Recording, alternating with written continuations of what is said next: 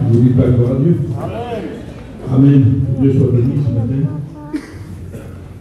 Merci à Dieu pour tout ce que l'on a écouté, pour les témoignages, les cantiques chantés à la gloire de son nom.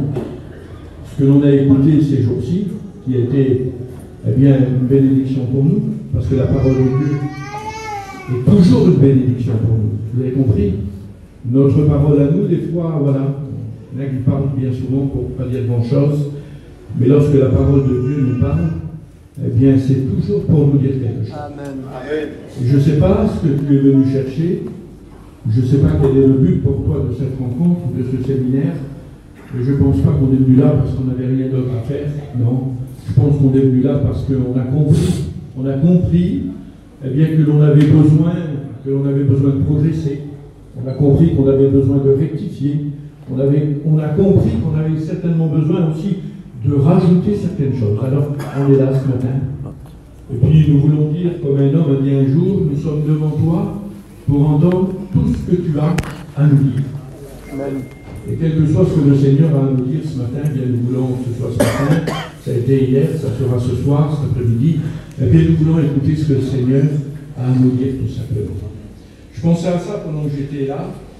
Vous savez, il y a quelques années, comme certains frères, que j'appartiens au Seigneur, moi, je me suis converti en 75, j'ai été élevé dans une famille chrétienne, mes parents se sont convertis, ils se sont fait baptiser au chou, et donc toute ma vie, j'ai connu l'évangile, toute ma vie, j'ai connu les choses de Dieu, et j'ai connu des versets, des centaines de versets, comme chaque serviteur de Dieu, comme vous, chrétiens, on connaît les versets de la parole du Seigneur. Et puis, je pensais à ça. Je me suis converti donc en 75, pas longtemps après j'ai commencé à servir Dieu. Et puis donc, on connaît les réunions, on connaît la parole de Dieu, on connaît les versets. Et donc un jour, on est passé par un problème dans mon foyer, en 2019. Ma compagne a fait un AVC hémorragique, avec une hémorragie cérébrale. Elle a été transportée en hélicoptère, et c'était quelque chose de très très grave. Puisqu'au lieu de la mettre en réanimation, ils l'ont mis dans une chambre normale parce que pour les docteurs, il n'y avait plus rien à faire. Et puis à ce moment-là, bien sûr, on a prié parce qu'on est des chrétiens. Vous avez compris? On est des chrétiens.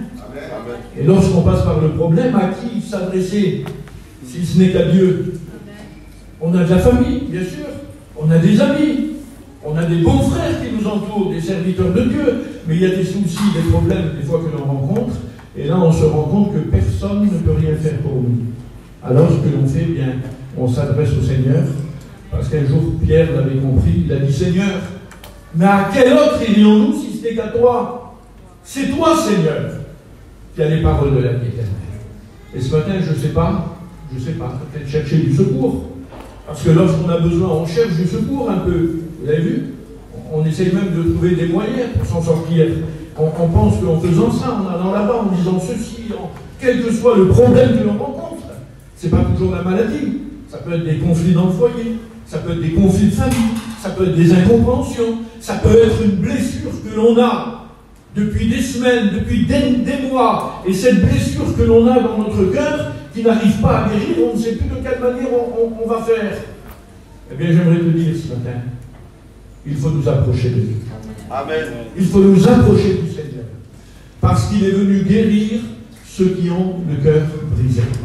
Et je ne sais pas quel est l'état de ton cœur, quel est l'état de ton foyer, quel est l'état de ta vie spirituelle, mais ce que je sais ce matin, c'est que le Seigneur est là pour guérir ceux qui ont le cœur brisé.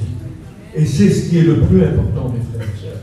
Alors, écoutez, on était dans l'hôpital, et puis on attendait, bien sûr, et on priait, on demandait à Dieu que Dieu soit béni. Et puis à ce moment-là, on était en mission, et puis vous avez vu comment c'est chez nous, tout le monde était au courant de ce qui se passait, et puis là, donc, une armée s'est levée.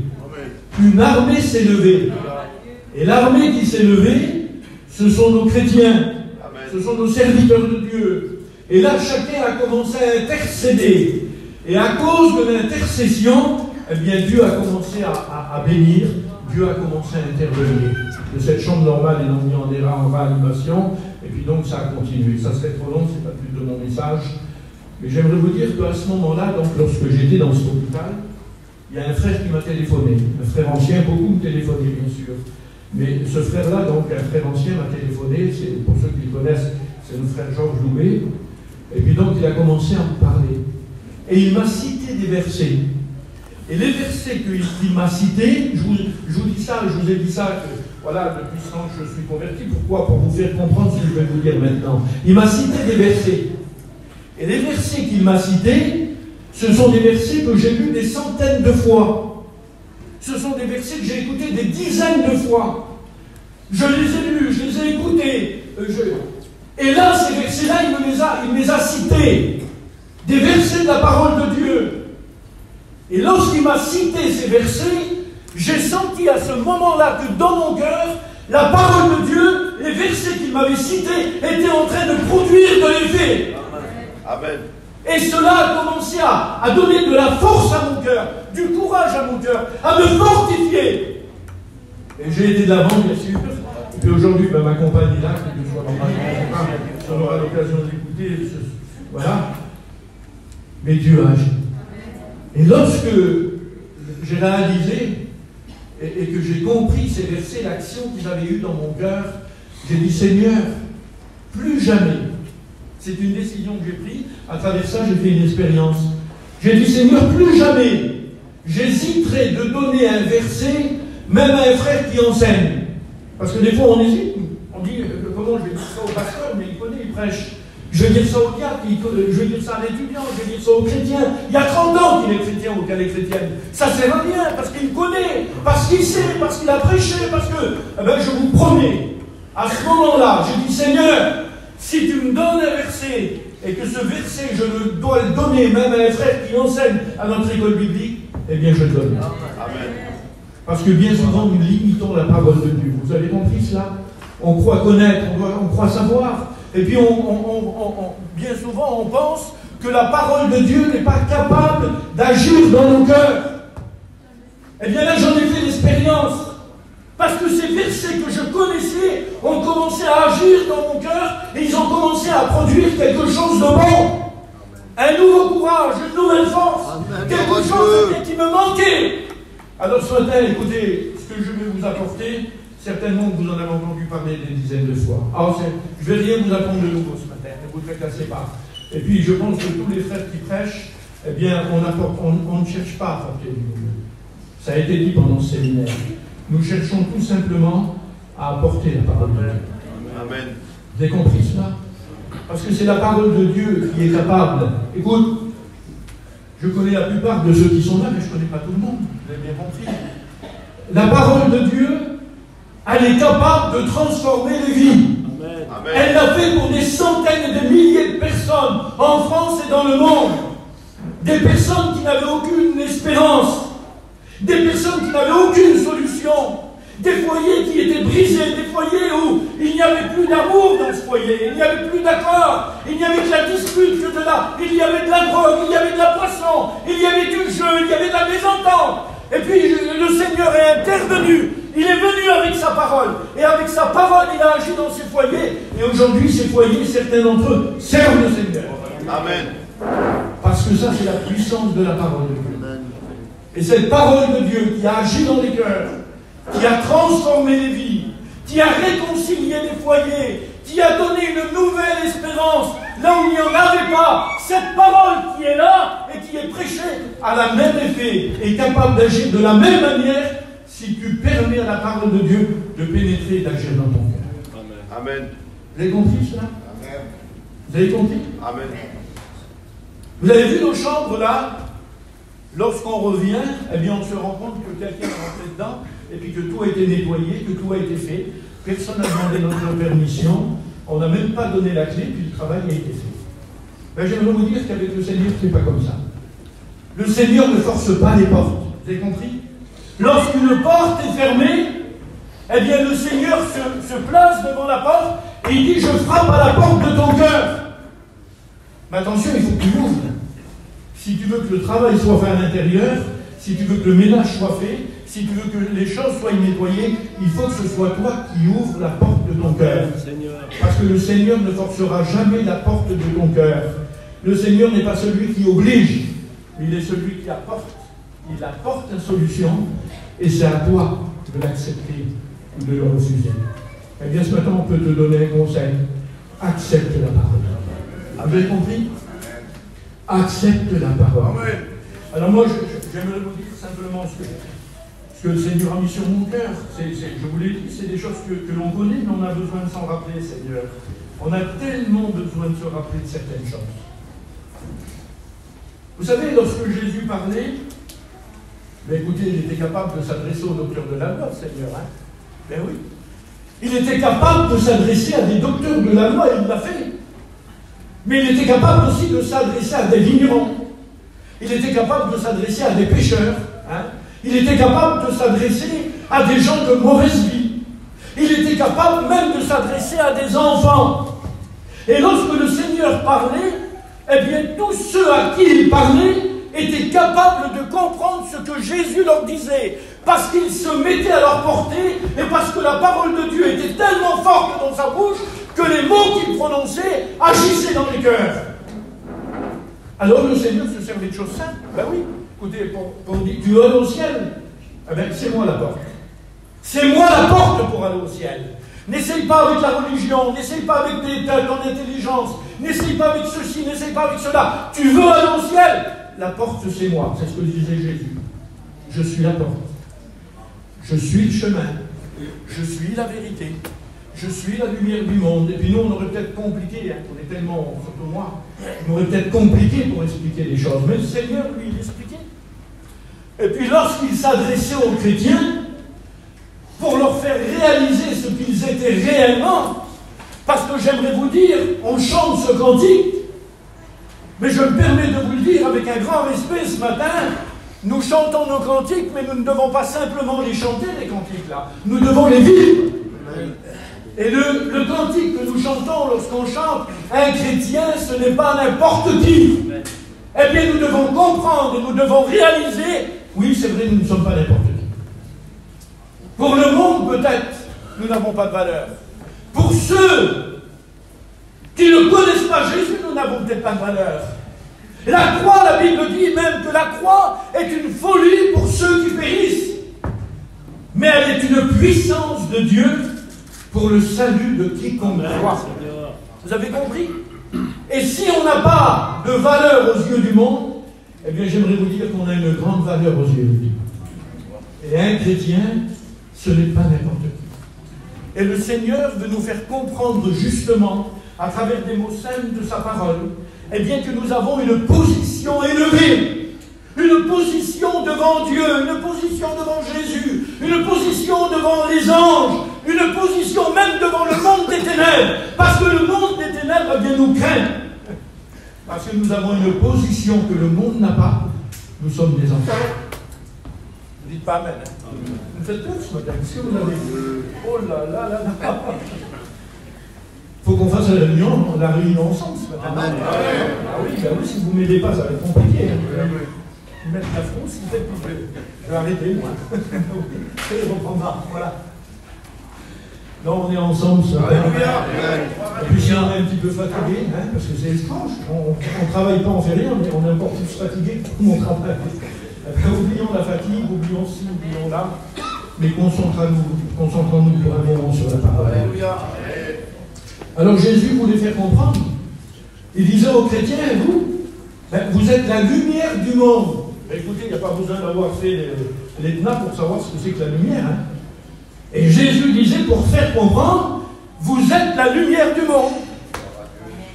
Jésus disait, pour faire comprendre, vous êtes le sel de la terre. Amen. Amen. Est-ce qu'on peut trouver quelque chose de plus simple que le sel, hein? Ben écoutez, essayez de réaliser, de penser, les sœurs, surtout vous qui faites la cuisine.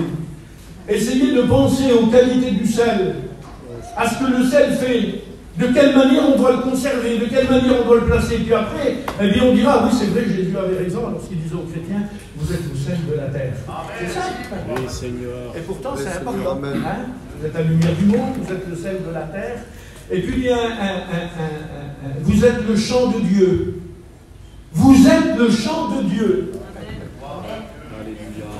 Et on sait qu'un champ, lorsqu'il n'y a rien dedans qui pousse, ben, il ne sert qu'à se faire envahir par les caravanes d'été, quoi. Ben oui, hein. Mais lorsque dans un champ il y a du fruit, lorsque dans un champ ça pousse, lorsque dans un champ il porte du fruit, eh bien il n'est pas envahi, parce qu'il porte du fruit. Et nous sommes le champ de Dieu, vous êtes le champ de Dieu. Vous avez compris? Alléluia. Et puis le Seigneur nous donne toute une explication, dont ce n'est pas le but de mon message, mais voilà, dans le livre des Proverbes, il nous parle du champ du paresseux, hein, de l'homme dépourvu de sens, un peu de croiser les mains, un peu s'endormir, un peu somnoler. Et puis il dit, la pauvreté te surprendra comme un rôdeur. Il dit, le champ du paresseux, j'ai passé près de lui, je l'ai vu. Alors il y avait des ronces dedans, il y avait des épines, hein, les ronces, les épines, symbole des soucis, symbole des tracas, symbole des misères de la vie. Le champ était envahi. Ah oui, mais pourquoi le champ était envahi? Parce qu'il n'était pas travaillé, parce qu'il n'était pas labouré, parce qu'on n'avait pas enlevé dedans, alors ça poussait. Et Jésus a dit, vous êtes le champ de Dieu. Amen. Ça veut dire que ce champ-là, on ne doit pas le laisser comme ça, mais on doit constamment le travailler. Vous avez compris cela? Afin de ne pas permettre aux ronces, aux épines, puis toutes sortes de choses de venir s'installer. Alors Jésus a dit, vous êtes le champ de Dieu. Et puis regardez, voilà, c'est ce que le Seigneur a mis sur mon cœur. Il dit cela dans le livre des Corinthiens, on connaît, 1 Corinthiens, chapitre 3, verset 16. Il va parler, c'est Paul qui parle aux Corinthiens. Et il semblerait alors écoutez, qu'ils l'avaient peut-être déjà écouté, mais il semblerait qu'ils l'ont oublié. Et Paul va leur rappeler, il va leur dire, ne savez-vous pas? Comment vous ne l'avez pas réalisé alors? Je vous l'ai déjà dit, vous le savez, vous l'avez écouté prêcher. Et Paul va dire, mais ne savez-vous pas que vous êtes le temple de Dieu? Amen. Amen. Ne savez-vous pas que vous êtes le temple de Dieu? Et que l'Esprit de Dieu habite en vous? Et j'aimerais vous dire, mes frères et sœurs, que chacun de nous, eh bien, puisque la Bible nous le dit, nous ne la disputons pas, la parole de Dieu, oui, nous sommes le temple de Dieu. 1 Corinthiens, chapitre 3, et verset 9, il dit, vous êtes l'édifice de Dieu. C'est pas bien, Seigneur, non? Il y en a qui se charravent, hein, qui ont des belles maisons. Ben, merci Seigneur pour ceux qui ont des belles maisons. Que Dieu soit béni, gloire à Dieu. Et puis, ils sont fiers de l'édifice qu'ils ont construit. Ben, j'aimerais vous dire que notre Dieu est fier de nous. Amen. Parce que nous sommes son édifice. Amen. Vous avez compris cela? Vous êtes l'édifice de Dieu. Et le fondement, ce n'est pas n'importe quel fondement, mais le fondement, il s'appelle Jésus-Christ, le rocher des siècles. Et la parole de Dieu nous dit que l'on ne peut pas bâtir sur un autre fondement, à savoir Jésus-Christ.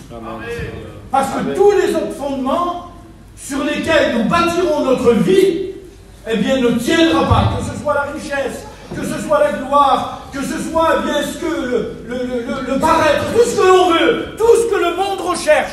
Si nous bâtissons sur ces choses-là, je vous promets, ça ne tiendra pas. Et puis on connaît, de toute manière, puisque la Bible parle des deux maisons. Les deux maisons pareilles, deux maisons jumelles. Les deux, je ne sais pas si les propriétaires étaient jeunes ou ingrats, mais ils ont certainement fait tout pareil, les mêmes volets, les mêmes portes, la même chaudière, j'exagère, hein. Et puis tout était pareil, tout était pareil. Oui, mais la différence, c'était le fondement.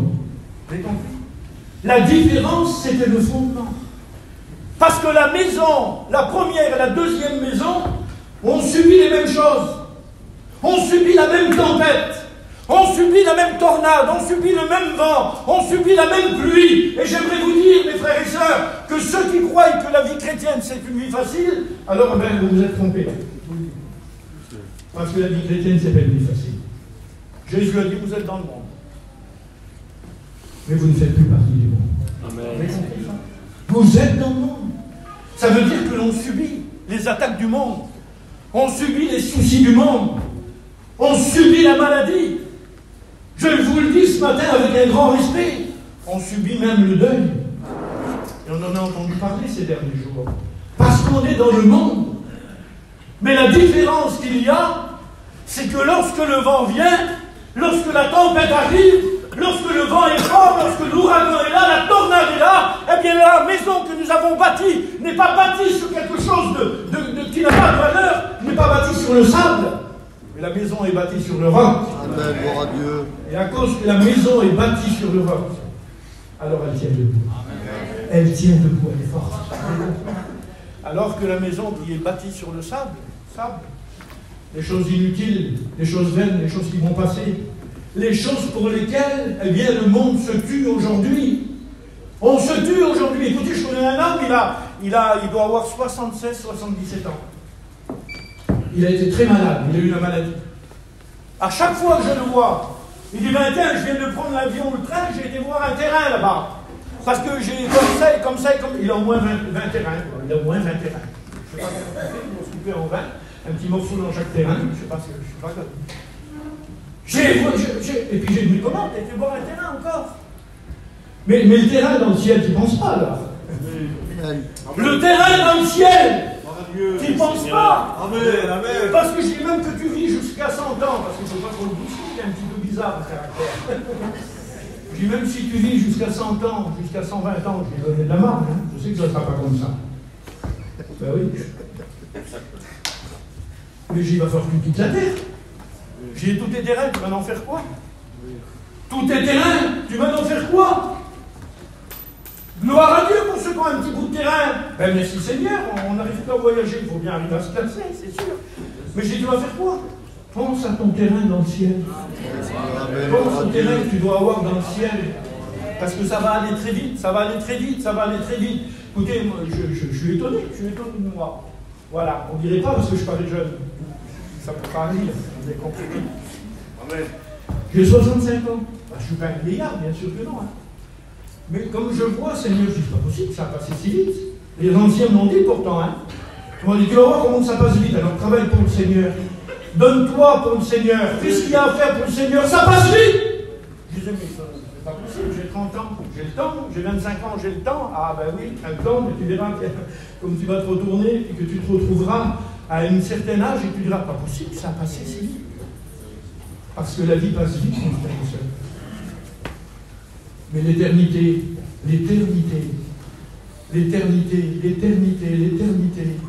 là où on ne peut pas compter, là où le temps n'a pas de grandeur, là où, bien, c'est l'éternité, il n'y a pas de fait. Et c'est à cette éternité-là qu'il faut nous préparer. Vous avez compris? Alors ça vaut la peine. Amen. Ça vaut la peine. Et Paul le dit, écoutez Paul, je ne sais pas, vous connaissez son histoire, le serviteur de Dieu le savent. Paul, qui était l'homme de Dieu par excellence, et il va dire ces mots, il va dire, les légères afflictions du temps présent ne sont rien à comparaître à la gloire à venir. Vous avez compris cela?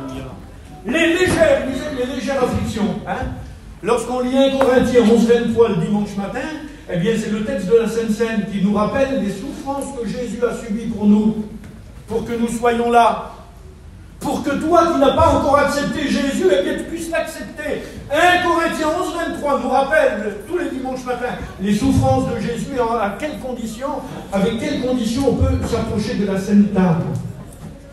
Mais si vous lisez 2 Corinthiens 11-23, eh bien là vous voyez c'est Paul qui parle.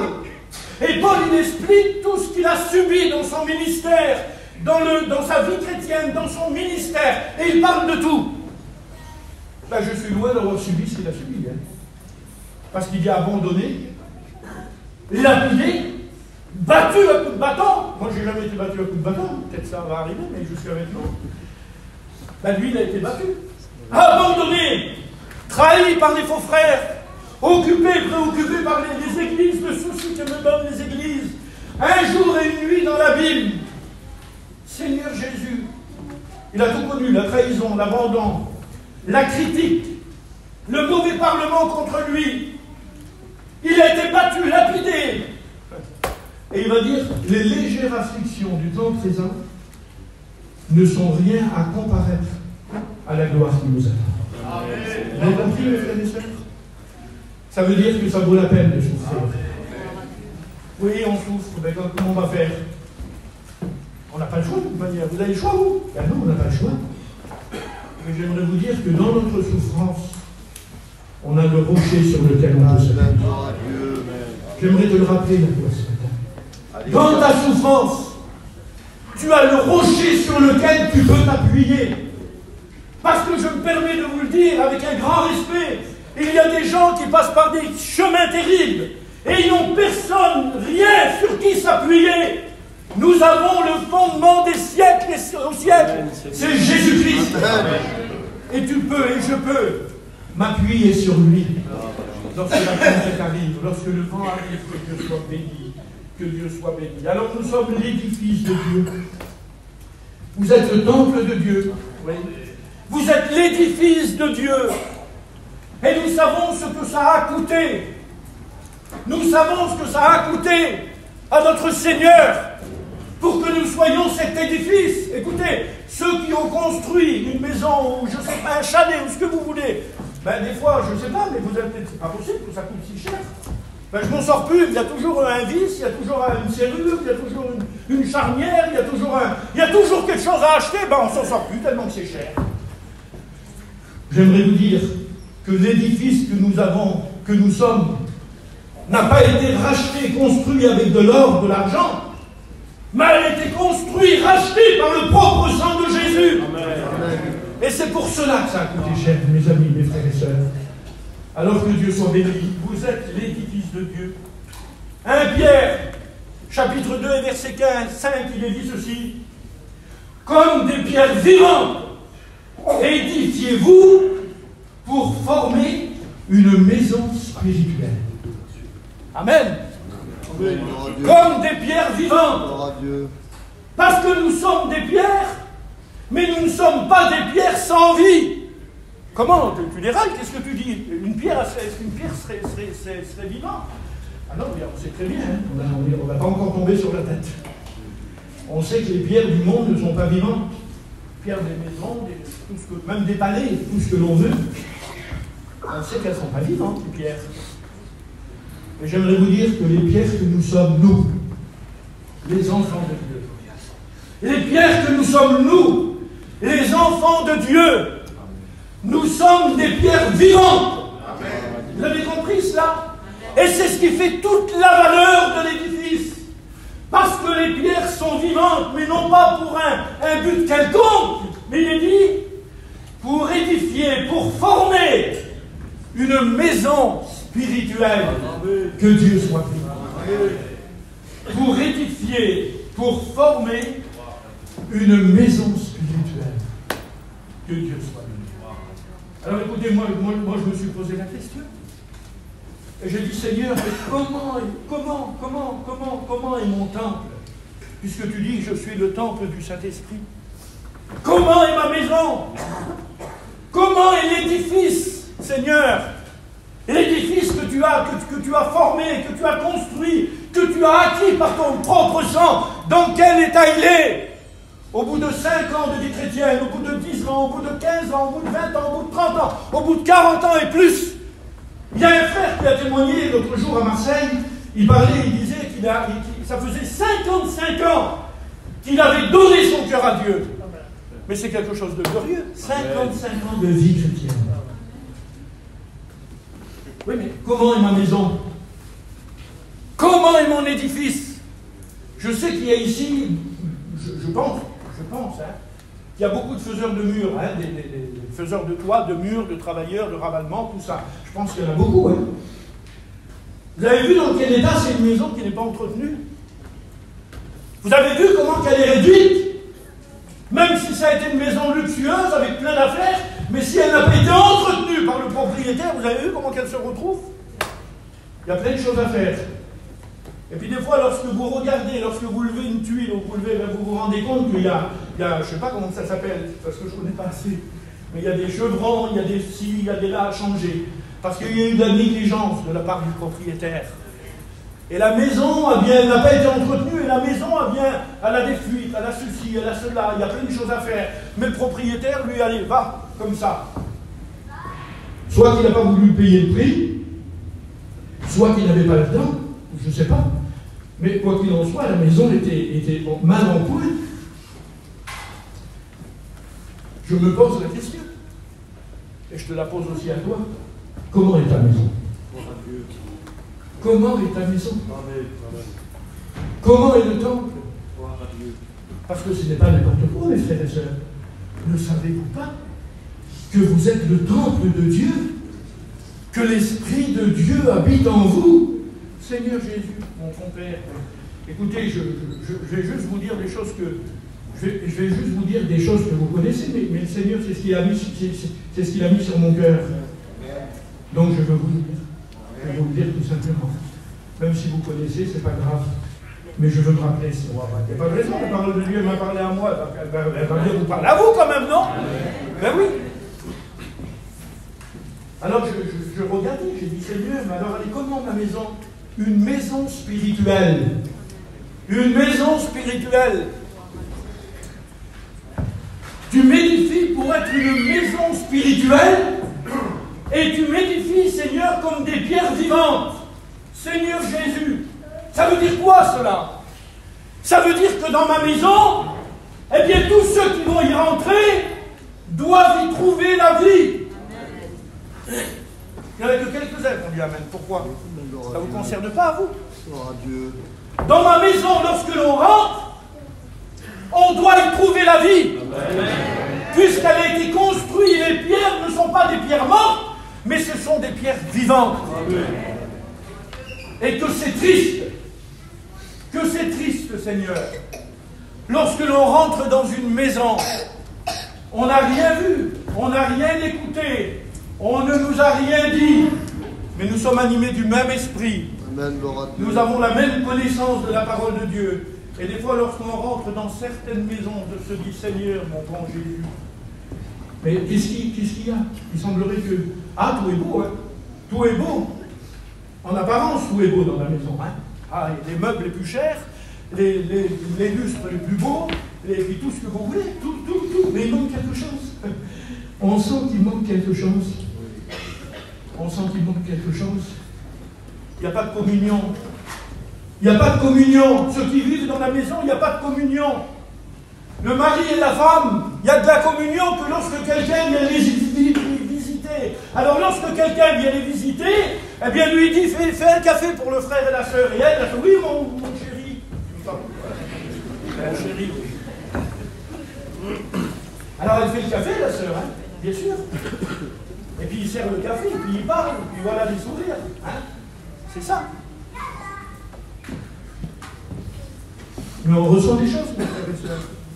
Il y a des choses qui sont palpables. Vous avez vu? Il y a des tensions qui sont palpables. Il y a des choses qui sont palpables. Et on se rend compte, on dit, Seigneur, c'est beau tout ça, quelle belle, c'est bien. Il y a plein de vernis, merveilleux, tout est là, tout ce qu'il faut. Mais il manque quelque chose. Nous sommes des pierres vivantes, mes frères et sœurs. Vous avez compris? Dans notre maison, dans ma maison à moi, dans ma maison, il doit y avoir la vie. Amen. Dans ma maison, il doit y avoir la vie. Amen.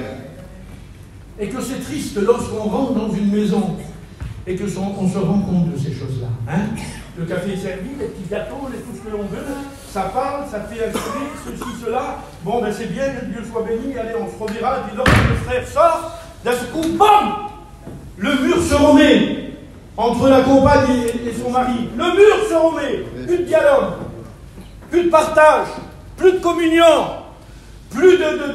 Écoutez, pardonnez-moi, on est limité dans nos mondes, on est des voyageurs, mais un foyer, mes frères et sœurs, il n'est pas fait pour se parler. Vous avez vu dans les films, la table, elle fait 25 mètres de long, lui, il est au bout, elle est au bout, là-bas. Passe-moi le sel! C'est pas comme ça que ça se vit dans un foyer.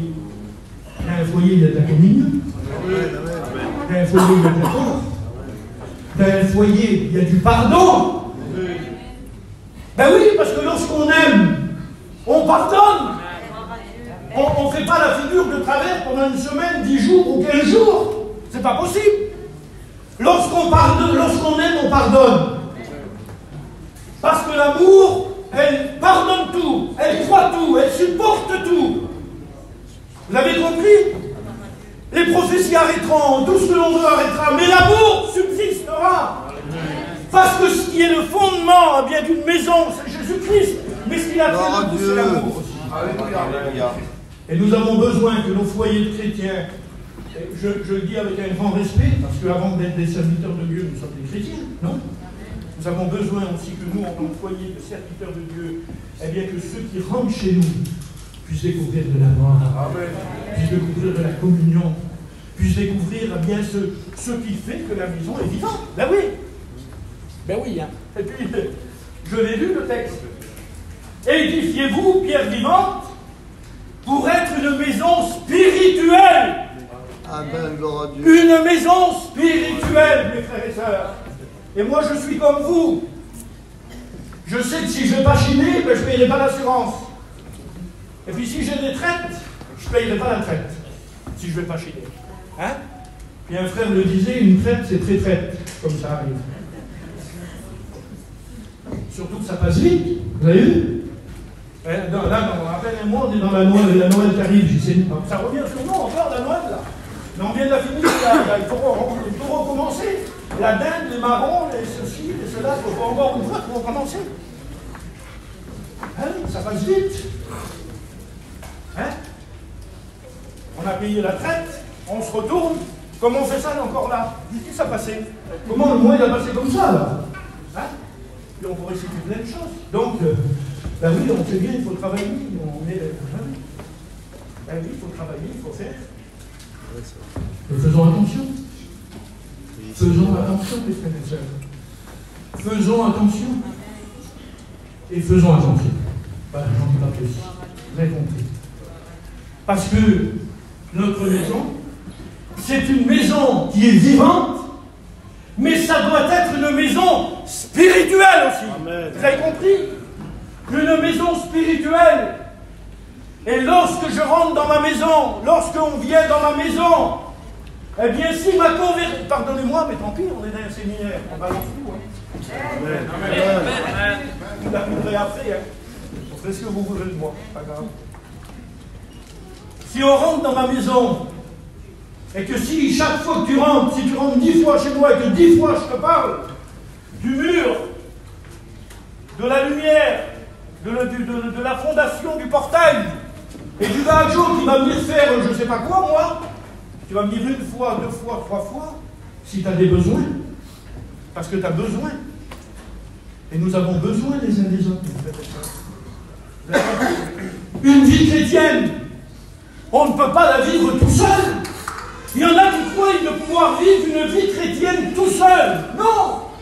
On a besoin l'un de l'autre. Et c'est pour ça que la Bible dit qu'il est bon pour les frères, pour les sœurs, de demeurer ensemble. Parce que c'est là que Dieu envoie la bénédiction. Bah, je ne sais pas vous, mais moi ça m'est arrivé. Je n'ai pas toujours envie de prier. Je n'ai pas toujours envie de venir à la réunion. Je n'ai pas toujours envie de lire la parole. Je n'ai pas toujours envie de parler de Dieu. Je le dis à ma honte. Mais ça m'arrive, mes frères et sœurs. Pourquoi vous êtes... Je ne sais pas. Moi, je suis pas un martien. Pincez-moi, vous allez voir, je vais faire aïe. Parce que je suis renfermé dans un corps de chair. Avec toutes ces misères, avec tous ces combats, avec toutes ces luttes, avec toutes ces imperfections. Mais je n'accepte pas cela. Je lutte parce que je n'en veux pas. Je lutte, je lutte, je lutte. Cantique on chante, nous y arriverons coûte que coûte. Vous avez compris, vous connaissez le cantique. Nous y arriverons coûte que coûte. Et il y a un vieux frère qui est parti auprès du Seigneur qui disait, c'était le vieux Loulou Maillère, il disait, la vie chrétienne, eh bien ça coûte. Et il avait raison. La vie chrétienne, ça coûte. Et si moi j'ai un besoin, que je viens dans ta maison, et que 10 fois, 3 fois, tu me parles de portail, et tu me parles de ciment, et tu me parles de tuiles, et tu me parles de ci et de là, là je vais dire, elle est bien gentille, elle est bien gentille. Mais c'est pas de ça que j'ai besoin, moi. Je n'ai pas besoin d'entendre parler de lui, Seigneur. J'ai besoin d'un mot de Dieu. J'ai besoin d'un réconfort. J'ai besoin d'un soutien. C'est pour ça que notre maison doit être une maison spirituelle. Amen. Vous avez compris? Doit être une maison spirituelle. Et si constamment dans ma maison, j'écoute des boum, boum, boum, bam, bam, bam, et ceci et cela, et ratati et ratata, au lieu d'écouter des cantiques, je dis, mais qu'est-ce qu'il y a? Qu'est-ce qui se passe, là, Seigneur Jésus? Alors je ne vous dis pas de faire écouter un beau morceau, moi j'aime bien écouter un beau morceau. Ah oui, comme j'écoute Frank Sinatra, je pleure. On sont vieux là-bas, puis je pleure. Ah oui, on est comme ça. C'est dans notre nature. On est un peu comme ça, hein, on est sentimental. Mais ne mélangeons pas le sentiment avec les choses de Dieu. Vous avez compris? Parce qu'il y en a qui pleurent, Seigneur, je suis touché. T'es pas touché, t'as eu des sentiments. Tu viens d'écouter Michael Bublé, là. Puis lorsque tu écoutes un cantique, tu n'as pas la patience de l'écouter. Alors ne mélangeons pas le sentiment et l'action de l'esprit, c'est tout à fait différent. Pour rencontrer le Seigneur, alors il y en a qui vont dire, il n'est pas bizarre le pasteur.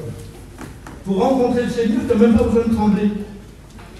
Tu n'as même pas besoin de trembler, parce qu'il y en a qui croient que il faut trembler pour accepter le Seigneur. Il faut pleurer, des grandes pleurs, des grandes larmes. Mais non!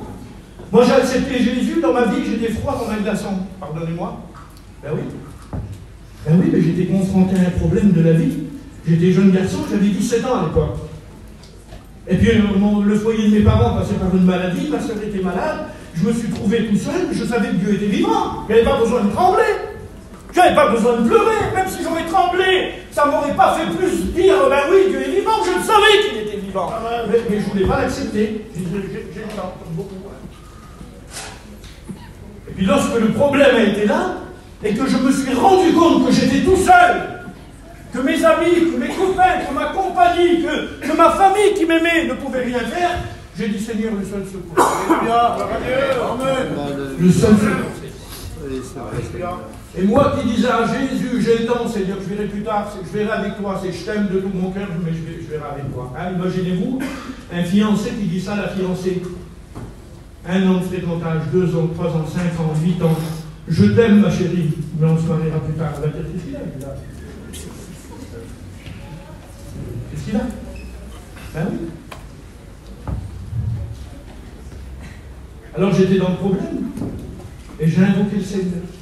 Amen. Ah oui, j'ai invoqué le Seigneur. Parce qu'on m'a dit que lorsqu'on était dans le problème, il fallait l'invoquer. J'étais dans le problème, je l'ai invoqué. Et il s'est passé exactement ce que dit la parole de Dieu. Lorsqu'un malheureux crie, l'Éternel entend. Et Dieu m'a entendu. Dieu m'a entendu. Et il a exaucé. Et il a béni. Et il a guéri. J'ai pas tremblé. J'ai pas pleuré. J'ai rien fait.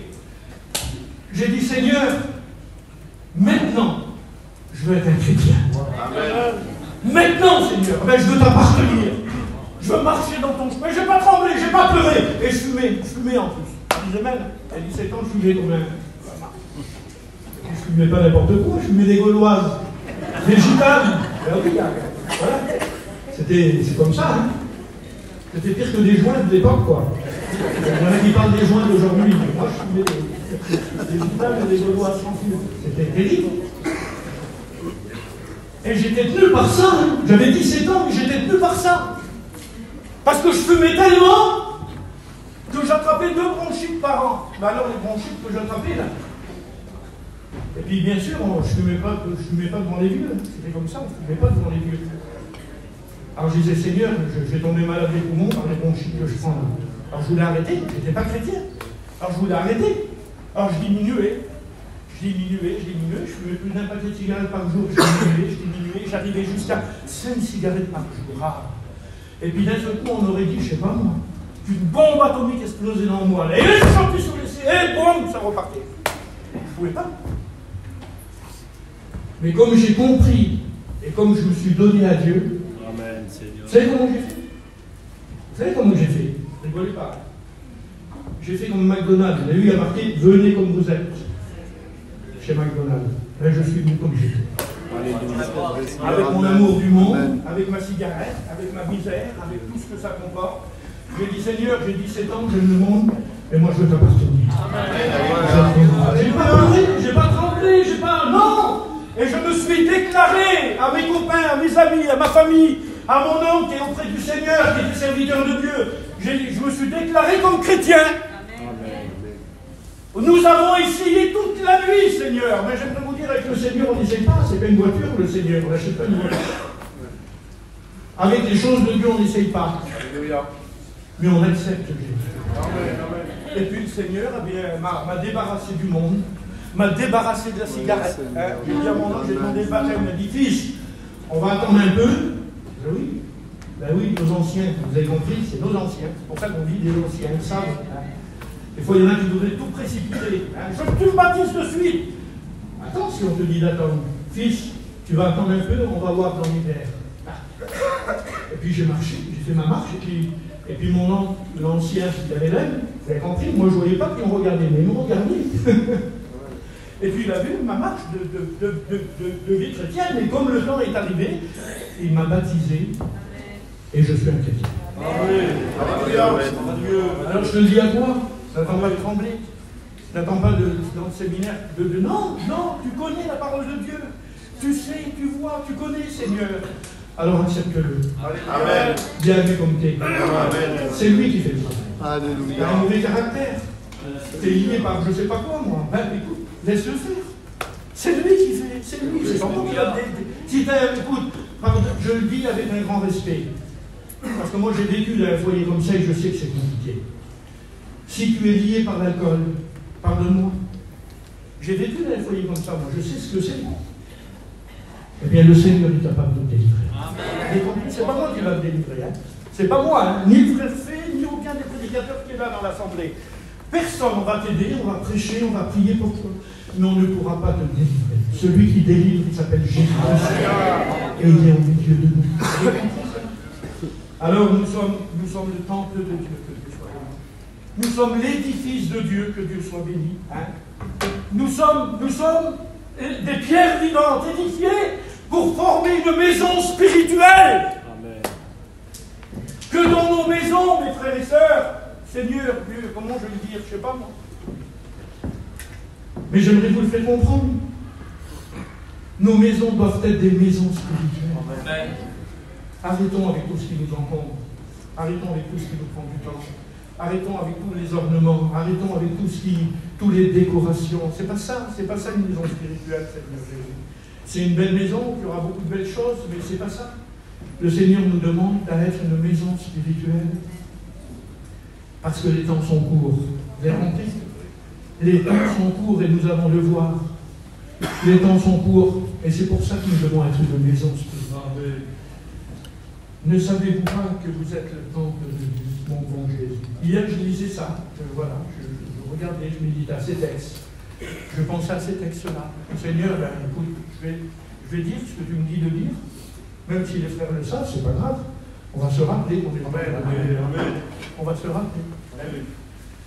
Et puis, il y a cette pensée qui m'est venue dans mon cœur. L'évangile de Matthieu, vous connaissez? Chapitre 21, verset 12. Seigneur Jésus. Alors que Jésus se rendait là, à Jérusalem, et que Jésus est bien arrivé au temple, hein? Il est arrivé au temple, et puis le Seigneur va être étonné. Lorsqu'il arrive au temple, le Seigneur va être étonné. Et lorsque son étonnement est tellement grand, la Bible dit qu'il va se mettre en colère. Mais attention, ce n'est pas la colère, n'importe quelle colère, hein. C'est une sainte colère. Parce qu'il y a l'œuvre de Dieu. Parce qu'il y a l'œuvre de Dieu qui est touchée. Parce qu'il y a la parole qui est touchée. Parce qu'il y a bien les choses de Dieu qui sont touchées. Alors Jésus, ce n'est pas lui-même qui défend. Parce que Jésus a été traité de démon, il a été traité de tout ce que l'on veut. Battu, injurié, rejeté, tout ce que l'on veut. Il n'a jamais bronché, il n'a jamais ouvert la bouche.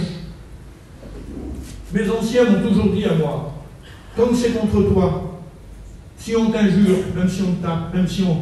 C'est contre toi, pardonne. Pardonne, pardonne, pardonne. Parce que nous sommes appelés à pardonner. Amen. Vous avez compris cela? Amen. Nous sommes appelés à pardonner.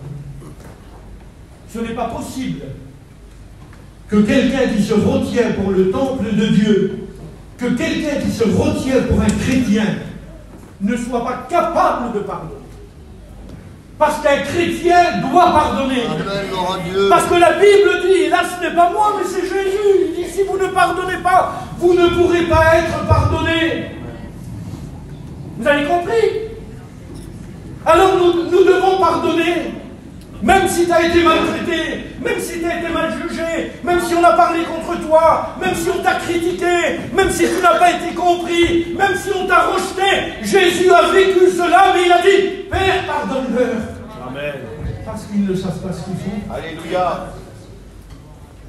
Alors tu es appelé. Je suis appelé à pardonner. Vous avez compris cela? Parce que notre Seigneur, qui est l'exemple suprême, était le Seigneur du pardon. Était le Seigneur de la vérité, était le Seigneur de l'amour. Et si on mettrait tout ce que Jésus était, il y aurait un grand tableau à faire. Et je le disais dernièrement, lorsque l'Épître aux Philippiens nous dit « Ayez en vous les sentiments qui étaient en Jésus-Christ », eh bien, il n'y a pas besoin de grands discours. Ayez en vous les sentiments qui étaient en Jésus-Christ. Ah ben c'est simple, hein, Seigneur Jésus. Ce verset m'a interpellé un jour. Et j'ai regardé, j'ai dit, Seigneur, c'est vrai, des sentiments à toi. J'ai regardé les sentiments que Jésus avait, et j'ai regardé les sentiments que Jésus n'avait pas. Alors, les sentiments que Jésus avait, j'ai dit, Seigneur, tes sentiments à toi, oui, c'était l'amour, bien sûr. Tes sentiments à toi, c'était le pardon. Tes sentiments à toi, c'était la vérité. Amen. Tes sentiments à toi, c'était la justice. Mes frères, mes sœurs, c'est pas possible. Si les sentiments de Jésus étaient la justice, on ne peut pas être injuste. Parce qu'il y en a qui veulent tout pour eux. Tes parents, je les aime bien, mais tu les verras pour le... Dieu me pardonne, j'allais dire quelque chose qu'il ne fallait pas. Tu les verras pour la bonne année. Ouais, non. Comment? T'aimes tes parents, toi, non? T'es un orphelin? Est-ce que t'es un orphelin? T'aimes bien voir tes parents, t'aimes bien voir tes sœurs, t'aimes bien voir tes frères. Eh bien, si tu aimes ta famille, si tu aimes tout ça, eh bien, tu dois penser que ta compagne ou ton compagnon, parce qu'aujourd'hui, attention, hein. Des fois, on met toujours la faute sur l'homme, Zinda, un peu cher. C'est pas vrai, c'est pas toujours l'homme. Il y a des femmes aussi, hein. Il y a des femmes. Et puis des femmes, des fois, il y en a certaines, elles veulent tout pour eux. Hein. Ma famille, et puis la tienne, on la verra. Ah non, non, le sentiment de Jésus, c'était la justice. Si je veux le bien pour ma vie, si je veux le bien pour ma famille, enfin, je dois vouloir le bien pour ma compagne et pour mon compagnon. Ben oui. Ben oui, parce que nous sommes une seule personne. La Bible dit que nous formons une seule personne. Il n'y a que les dîners, vous avez vu les fous qui se foutent des claques, qui se foutent des coups de fouet, tout ça. Il n'y a que les dîners. Mais un homme insensé, une femme sensée se fait pas du mal. Elle se flatte, elle se nourrit, elle se repose, elle se lave, elle se parfume. Ah oui, on aime bien notre corps, hein. On ne veut pas lui faire du mal. Hein. Et puis on mange bien. Ah, qu'on mange bien, hein. On aime bien, ben oui, c'est comme ça, hein. On s'aime bien, Voilà. Ben, si tu t'aimes bien, la Bible dit qu'on doit aimer notre compagne ou notre compagnon comme nous-mêmes, comme notre propre corps. Alors si tu t'aimes bien à toi, tu dois l'aimer à elle. Tu dois l'aimer à lui. Ben oui, parce qu'autrement, c'est le contraire. Et Jésus dit, il faut avoir ses sentiments. Jésus avait le sentiment là, la justice. Hein? Ben oui. Seigneur, mes enfants, tes beaux-parents, tu les verras plus tard. Tu vas voir ta belle-mère plus tard, mon fils ou ma fille. Ça va, reste là. Non, c'est nul. C'est pas beau en plus. Ah oui, mais ça existe. Ça existe. Il y en a qui veulent que les enfants vers eux, là. Ils n'ont pas le droit d'aller vers les beaux-parents. Pardonnez-moi, écoutez, je rentre peut-être dans un domaine, voilà, mais ça existe. Et ces sentiments de Jésus, de justice, il les avait, lui. Et il dit qu'il faut que je les aille. Alors, si j'agis au contraire, c'est pas bon. Ça veut dire que t'aimes tes parents, t'aimes tes enfants, t'aimes bien comme tes enfants sont implatables comme ils sont chez toi. On les aime, nos enfants, comme ils sont chez nous, bien sûr. Ben, il faut penser que l'autre côté aussi avec des amis. L'autre côté aussi veut voir leurs enfants. L'autre côté aussi veut voir leurs petits-enfants. Vous avez compris ça? Et il ne faut pas tout prendre. Tout pour moi, tout pour moi, tout pour moi. Alors là, ça ne va pas, parce que ça ne correspond pas au sentiment de Jésus. Alors tu ne t'arrangeras pas avec vie et lumière, tu ne t'arrangeras pas avec tes pasteurs, tu ne t'arrangeras pas. Non, tu régleras comme moi dès qu'on t'a vu. Ben oui, si ça a été, ou si j'ai été injuste. Parce que la Bible dit que l'injuste ne subsiste pas. Que ce soit dans n'importe quel domaine, n'importe quelle situation. Et les sentiments, et on pourrait parler des sentiments que Jésus avait. On pourrait parler, la Bible dit, ayez en vous les sentiments qui étaient en Jésus-Christ. Alors il y a tous ces bons sentiments que la Bible nous dépeint, la Bible nous décrit. Et il y a les sentiments qui n'existaient pas en Jésus. Et qui ne doivent pas exister en moi. Ben oui, s'ils n'existaient pas en lui, ils ne doivent pas exister en moi. Écoutez, est-ce qu'il y avait, pardonne Seigneur, est-ce qu'il y avait du mensonge dans la bouche de Jésus? Répondez-moi. Mais non, il n'y avait pas de mensonge dans la bouche de Jésus. Ben si dans la bouche de Jésus, il n'y avait pas de mensonge, il ne va pas y en avoir. Gloire à Dieu. Dans la bouche de Jésus, il n'y avait pas un langage raccommodé. Vous savez, parce qu'il y en a qui sont experts dans le langage. Hein? Ils vous disent des choses, c'est pas un mensonge, mais c'est dit d'une certaine manière, arrangé d'une certaine façon, que c'est pas un mensonge, mais ça c'est tellement transformé, arrangé, embelli, bon, ben ça frôle le carton rouge. Hein? Et peut-être vous en connaissez, moi j'en connais comme ça. Ah, c'est rien que la vérité de Dieu. Ah oui, mais ils sont là, mais donc Jésus, il faisait des détours, Jésus. Est-ce que Jésus faisait des détours lorsqu'il parlait? Ah non, ça devait, que Dieu pardonne, il allait droit au but. Hein? Il allait droit au but. Comme l'OM. Pas de détour. Droit au but. Il était capable de dire à l'homme religieux, ça va pas. Il était capable de dire au pauvre misérable au bord du chemin, ça va pas. Il était capable de dire aux grands riches, ça va pas, aux petits pauvres, ça va pas. Parce que le message de Jésus ne changeait pas suivant les personnes qu'il avait devant lui. Amen. Le message de Jésus était le même. Tout le monde au même diapason. Et je vous promets, mes frères et sœurs, qu'en tant que chrétiens, nous sommes appelés à vivre dans la justice. Amen. Et à mettre tout le monde au même diapason. Hein? C'est un homme vieux, c'est un tel. Vite qui s'assit là, la Bible dit, hein, je n'invente rien. Vite une chaise qui s'assit là, flattez-le, lavez-le, tout, donnez-y. Et puis le petit frère qui arrive là-bas, il n'a peut-être pas son vouloir, hein. Il n'a peut-être pas la classe, il n'a peut-être pas le même portefeuille, le même compte en banque que l'autre là. Oui, mais il a la même position devant lui. C'est une âme vivante. C'est une âme vivante. Et devant Jésus, l'âme du pauvre ou l'âme du riche, eh bien, a la même valeur.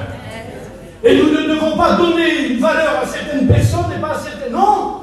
Parce que ça, c'était les sentiments de Jésus. Vous avez compris cela? Alors, il n'y avait pas, voilà, il n'y avait pas de rancune. Écoutez, est-ce qu'il y avait de la rancune en Jésus? Hein?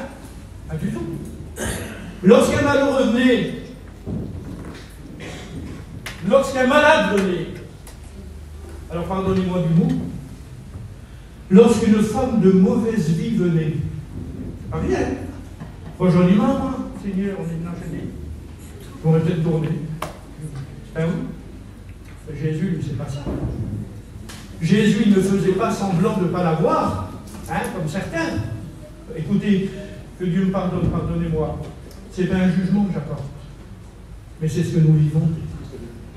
Et c'est pas possible si certains vivent ça. Les temps sont trop courts, mes frères et sœurs. Les temps sont trop courts. Jésus va venir chercher prendre son église. Amen. Et si nous ne sommes pas conformes à ce que dit la parole de Dieu, je te promets, pardonne-moi Seigneur, avec toute ta gentillesse, toutes tes années de vie chrétienne, ben, tu resteras. Parce que Jésus, c'est pas possible. Il ne peut pas prendre celui qui ne fait pas sa volonté. Vous avez compris cela? Il ne peut pas prendre celui qui ne fait pas sa volonté. Et si moi je vois mon frère arriver, et puis que je le vois là arriver, comme je le vois arriver dans l'église, je me tourne, je fais comme si je ne l'ai pas vu, je fais la chaise, ou je donne un bonbon à l'enfant, ou je fais ceci, je fais cela, parce que je ne veux pas avoir de conversation avec. Là, j'ai pardonné, hein. Ah ben, je t'ai de la tête aux pieds, il est pardonné. Oui, mais je ne veux pas y pardonner. Alors je me tourne. Je me tourne, je fais comme si je ne le vois pas. Hein? Seigneur Jésus. On ne s'arrangera pas avec Dieu. Je vous promets qu'on ne s'arrangera pas. Hein? On ne s'arrange pas avec Dieu, mes frères et sœurs. Mais lorsqu'on s'humilie, alors Dieu est capable de nous donner. Lorsqu'on s'humilie, Dieu est capable de nous donner de l'amour. Moi, je suis comme vous, hein. Voilà, vous pensez que c'est facile pour moi d'aimer. Vous croyez que c'est facile pour moi d'aimer? Hein? Ah ben non. C'est pas facile du tout. Pas facile. Et Jésus le dit, comment? Mais si vous aimez que ceux qui vous font du bien, mais vous n'avez aucun mérite. Si j'aime que ceux qui m'invitent à la grillade, que ceux qui me parlent bien, que ceux qui ceci, que ceux qui cela, quel mérite je vais avoir? Jésus dit, il va plus loin le Seigneur, il est plus loin que nous. Hein. Il dit, tu dois aimer ceux qui te maudissent, tu dois aimer ceux qui parlent contre toi, tu dois aimer ceux qui te maltraitent, tu dois aimer ceux qui te font la figure de cafetière. Hein. Ta belle-sœur que tu vas voir, tu vas la voir, elle a une figure de cafetière, elle se sauve de faire des rideaux le soir, ou ta belle-fille, ou ton... je sais pas moi, ce que vous voulez. Ben oui, mais c'est... Écoutez, on est appelé à être des vrais chrétiens, à avoir en nous les sentiments qui étaient en Jésus-Christ, et à pardonner et ne pas avoir de la rancune. Mais vous vous rendez compte? Si un chrétien aurait de la rancune dans son cœur, Seigneur, pardon, s'il murmurerait toujours... Ah oui, ben oui, il y en a, c'est comme ça. Et là, il ne faut pas les toucher.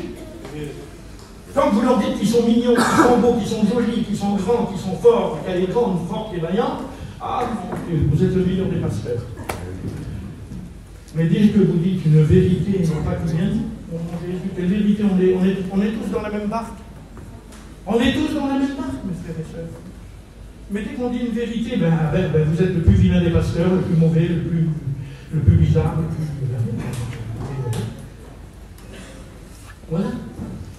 Alors c'est pas facile. Je vous le dis, c'est pas facile. C'est vrai, Jésus me demande d'aimer, c'est pas facile. Ah oui? Oui, mais Jésus me dit dans sa parole que l'amour de Dieu, vous avez compris? L'amour de Dieu, non pas l'amour du monde, l'amour de Dieu est répandu dans nos cœurs par le Saint-Esprit. Amen. Il y a quelqu'un là au fond, on dit Amen. Je comprends rien. L'amour de Dieu est répandu dans nos cœurs par le Saint-Esprit. Ça veut dire que plus je m'approcherai du Seigneur, plus je vais rechercher sa communion, plus je vais rechercher son intimité, plus je vais rechercher sa parole, plus je vais le rechercher à lui. Même si l'autre là-bas me fait une figure de bizarre, eh bien l'amour de Dieu sera répandu dans mon cœur par le Saint-Esprit. Et ce que je n'arriverai pas à faire, le Saint-Esprit, à cause de mon approche de la parole et de Jésus, le produira en moi. Et j'arriverai à aimer ma belle-mère, ma belle-sœur, même si elle est une figure de cafetière. Ou l'autre là-bas. Hein? Ah, Seigneur, c'est pas facile. Hein? C'est pas facile. Et ça, c'est ce que nous sommes appelés. Ayez en vous les sentiments qui étaient en Jésus-Christ. Et lorsque Jésus est rentré, qu'il est arrivé vers le temple, là-bas, vous connaissez, hein? Seigneur, qu'est-ce qui se passe, il a dû dire. Mais qu'est-ce qui se passe dans la maison de Dieu? Comment qu'il est le temple? Ce temple-là n'a pas été à être comme ça, parce que, écoutez, lisez l'évangile de Matthieu, chapitre 21, lorsqu'il arrive à voir tout, Seigneur, comment? Des vendeurs de pigeons, des vendeurs de bœufs, des vendeurs de brebis, des changeurs de monnaie, parce que ça venait de partout, hein? Ça venait de partout pour offrir des sacrifices, il fallait changer la monnaie. Alors c'était plus facile d'avoir tout sous la main. Et puis ils se sont dit, pourquoi faire? Aller les faire courir ailleurs, là. C'est plus commode. Ça ne gêne pas, c'est pas grave. Ah, puis on est moderne. On n'est plus à l'époque où Salomon a construit le temple, là. Où, voilà, il faut se moderniser. Il y en a qui veulent du moderne. Il y en a qui veulent leur temple, mais un temple moderne. Vous avez compris? Mais le temple de Dieu, il n'est pas moderne. Le temple de Dieu, c'est le temple de Dieu. Avec la présence de Dieu, avec les préceptes de Dieu, avec la parole de Dieu, avec la présence de Dieu. Et le temple de Dieu n'est pas moderne. Mais eux, à leur façon à eux, ils ont voulu le moderniser. Hein? Alors ils ont mis les changeurs se sont installés, là, à l'entrée du temple. Là. Vous avez comme ça, ils n'auront pas besoin de courir dans Jérusalem. On les aura sous la main. C'était plus facile. C'était plus moderne. Il fallait se moderniser. Hein? Il y en a qui veulent ça, un évangile moderne. des réunions modernes, des prédications modernes, des cantiques modernes, des tenues modernes, hein, des tenues modernes. Alors là, c'est... Le frère nous en a parlé de mots hier, mais bon, il y avait beaucoup à dire. Hein.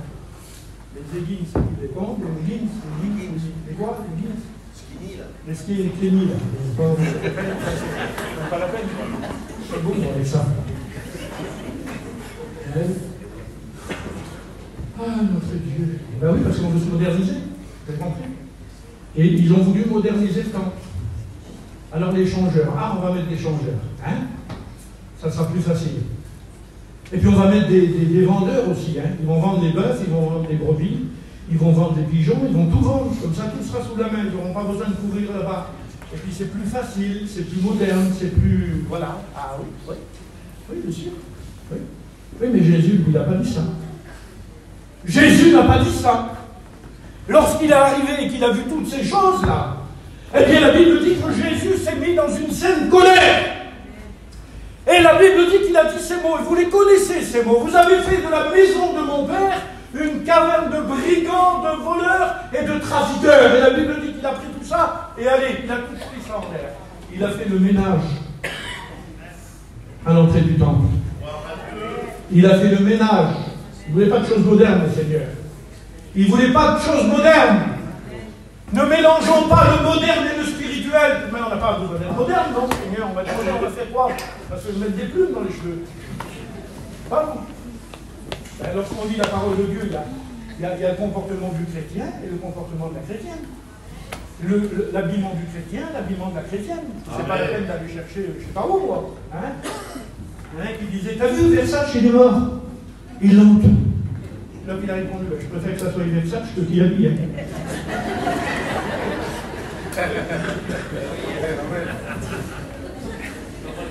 On n'a pas besoin de tout ça, vous avez compris? J'ai pas oublié chez moi, mes pantalons, je crois qu'il avait amené mes pantalons pour rester là-bas. Bien, hein? Enfin, c'est pas grave. Soyons pas modernes, mes frères et sœurs. Soyons évangéliques. Soyons évangéliques. Nous sommes le temple de Dieu. Nous sommes le temple de Dieu. Amen. Et puis regardez, je lisais ça, le temple, pour la dédicace du temple, je lisais ça lorsque l'autre jour il y a eu l'inauguration à l'église aux Mines et puis à l'église à Vitrolles. Je lisais ça. Et regardez ce qu'il est dit dans le livre des Chroniques, chapitre 6 et verset 32. Il est dit ceci, pour la dédicace du temple. Quand l'étranger qui n'est pas de ton peuple d'Israël viendra d'un pays lointain à cause de ton grand nom, de la main forte, de ta main forte et de ton bras étendu, quand il viendra prier dans cette maison, hein, l'étranger qui vient de loin et qui a entendu parler du grand Dieu, alors lui, il a entendu parler du grand Dieu, on lui a rendu témoignage, et lui, il vient dans la maison de Dieu parce qu'il a des besoins. Vous avez compris? Nous sommes le temple de Dieu, mes frères et sœurs. Amen. Nous devons accueillir tout le monde. Ceux qui ont besoin de réconfort, ceux qui ont des besoins, nous devons les accueillir. Nous sommes le temple de Dieu, l'étranger. Ah non, il y a que mon esprit qui compte. Hein. Moi, je suis un Rome, je suis un Espagnol, je suis un Catalan, je suis un Mandouche, je suis un Cinto, je suis un Yéniche, je suis un sédentaire. Ah, moi, les autres, non, il n'y a que moi. Ben non, mais pas que toi. Jésus dit l'étranger. Quel que soit le nom de famille, quel que soit le pays d'où il venait, il avait entendu parler de Jésus, il avait entendu parler de Dieu, pardon, et il venait dans le temple. Il venait dans le temple parce qu'il savait que dans le temple, il pouvait prier, il pouvait recevoir quelque chose. Nous sommes le temple. Nous sommes le temple. Nous sommes le temple. Nous sommes le temple de Dieu. Et les inconvertis, lorsqu'il est parlé d'étrangers, là, c'est les inconvertis, les étrangers. Ceux qui te voient à toi et qui disent Seigneur, c'est pas possible, ce chrétien-là, qu'est-ce qui. Regarde-moi comment ils sont en paix. Regarde, ils n'ont pas grand-chose, mais regarde comment vous avez tant. Écoutez ces témoignages-là. Regarde, ils n'ont pas grand-chose, mais regarde la vie qu'ils ont, comment ils sont en paix. Regarde le problème qui passe, et pourtant ils ont la force de le surmonter. Regarde la maladie qu'ils subissent, regarde pourtant, et on voit la paix sur leur visage. On l'a dit, je l'ai dit, vous l'avez compris. Et notre comportement, le temple que nous sommes, le temple, il n'avait pas besoin de parler. Il démontrait ce qu'il était, tout simplement. On n'a pas besoin de parler, on n'a pas besoin de faire des grands discours, mais simplement de démontrer ce que nous sommes. Nous sommes le temple. Nous nous sommes le temple. Et lorsque l'étranger viendra, celui qui ne connaît pas Dieu, qui viendra chercher du réconfort vers toi, vers le temple que tu veux, alors il devra trouver le réconfort. Vous avez compris? Il devra trouver le réconfort. Faites peur. Lorsqu'il viendra d'un pays lointain à cause de ton grand nom et de ta main forte, de ton bras étendu, quand il viendra prier dans cette maison, exauce-le des cieux, du lieu de ta demeure, et accorde à cet étranger tout ce qu'il demande. Accorde à cet étranger tout ce qu'il demande. Que Dieu soit béni. Quelle grâce, Seigneur, lorsque quelqu'un vient chez nous, dans notre temps, vers nous, et puis qu'on y rend témoignage, et qu'il voit en nous le vrai temple, et qu'à cause qu'il voit en nous le vrai temple, alors il invoque son Dieu, et le Dieu que nous connaissons, et le Dieu que nous connaissons, il l'invoque, et à cause qu'il l'invoque, eh bien sa maison est bénie, sa vie est bénie, ses enfants sont bénis. Vous voulez pas un sujet de bénédiction? Il venait de loin. Il venait de loin. Il y a des foyers peut-être qui sont venus de loin parce qu'ils avaient un besoin, parce qu'ils avaient des difficultés, parce qu'ils se sont dit, Seigneur, il faut qu'on trouve la solution là. Le foyer va tellement mal. Le foyer va tellement mal. Écoutez, je ne veux pas, Seigneur, je ne veux pas vous embêter trop long, j'arrête. J'avais plein de choses à dire, mais j'arrête. Lorsque, il y a des années qu'on fait une petite retraite pour les foyers, il y a plus de 30 ans avec les frères, donc après la convention, tous les ans, à part les années de Covid, on fait une retraite pour les foyers.